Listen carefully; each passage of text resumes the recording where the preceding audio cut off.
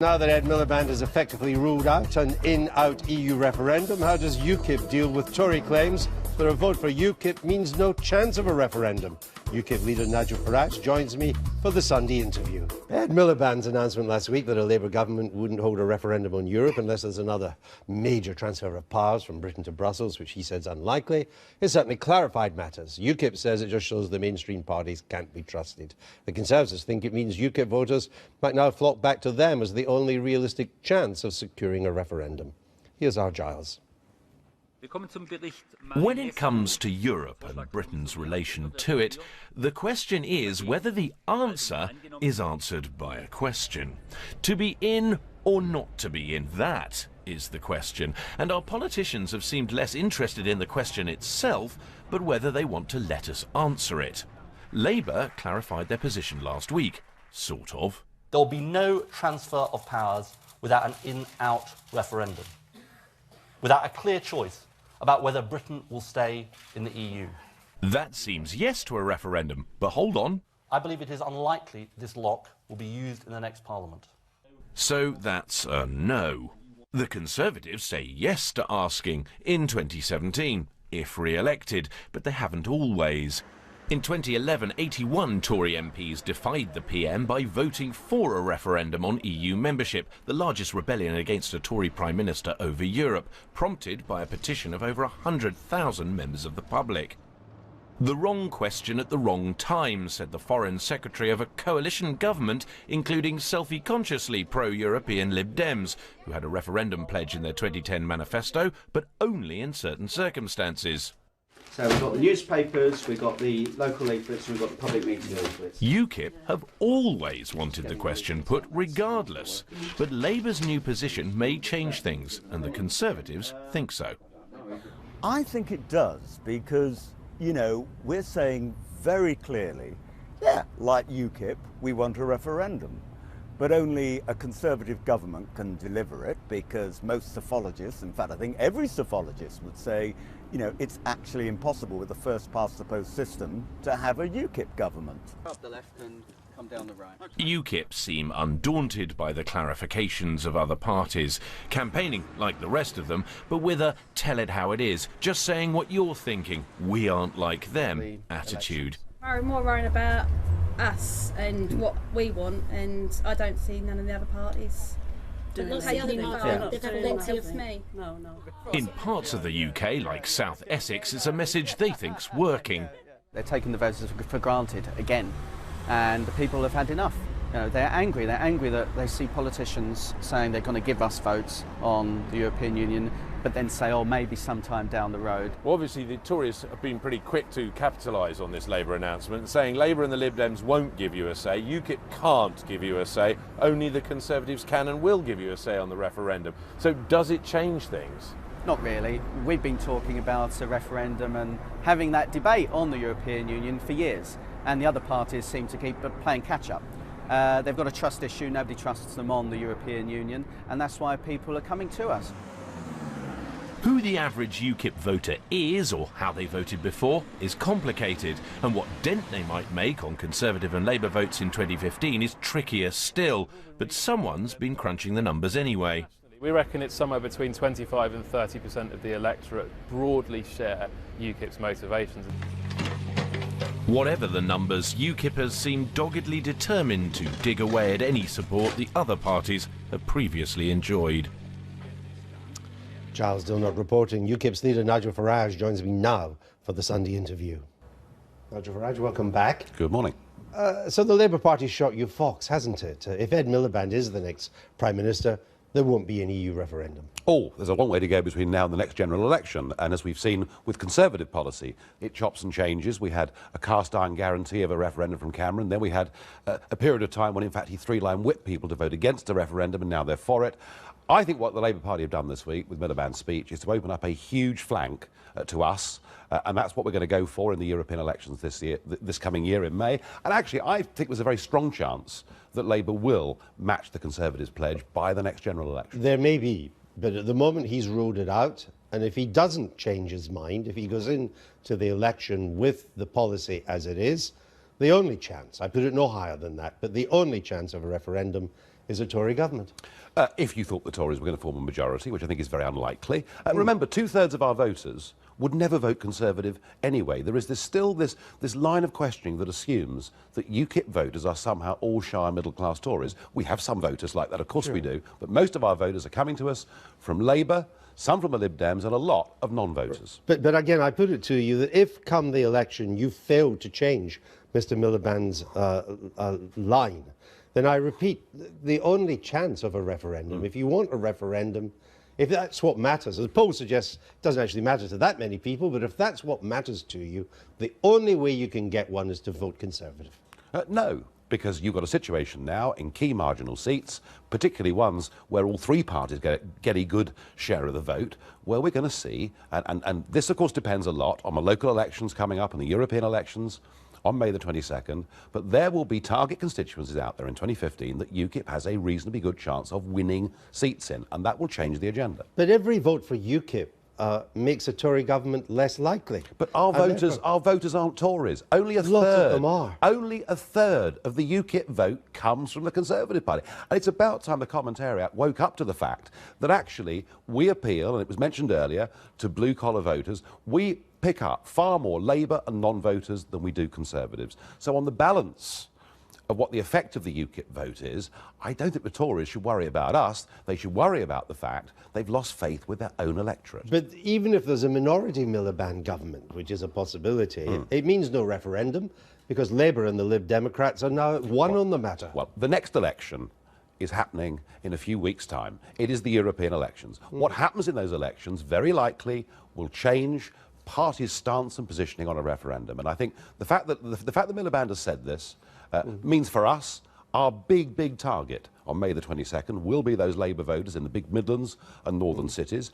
And I think if we do hammer into that vote, and if we're able to beat Labour on the day, I think there's a good chance of their policy changing. Well, the polls this morning suggest that you might. There's a Comres poll in The Independent, but it shows UKIP on 30%, you're up 3, you're first there.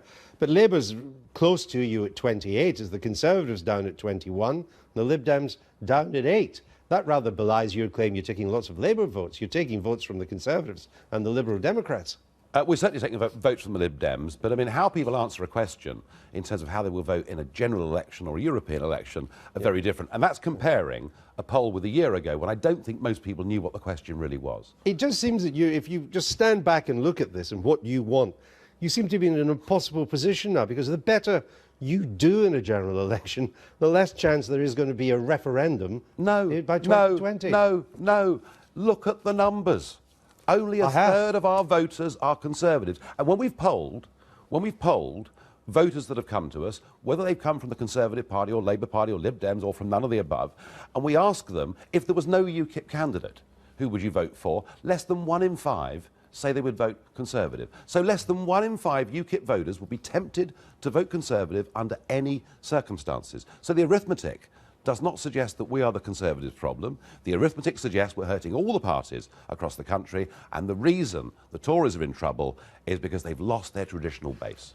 Why do you think Nick Clegg's debating you in the run-up to the I think the Lib Dems are in big trouble. I think that if you look at the opinion polls, suggest that. I mean, at 8%, they could be wiped out in terms of the European elections. You mean they won't have any MEPs? They could go from 12 to nothing. That's absolutely right. And I think that it's a chance for Nick Clegg to raise the profile of the Lib Dem campaign, because frankly, looking at those polls, they're a fringe party in the sense of this contest. So I see it from his perspective as to why he wants to do it. So, but from our point of view, you know, one of our big criticisms has been that we've not been able on BBC National Television to have a full debate on Britain's membership of the European Union and what the alternatives are. So I'm looking forward to it.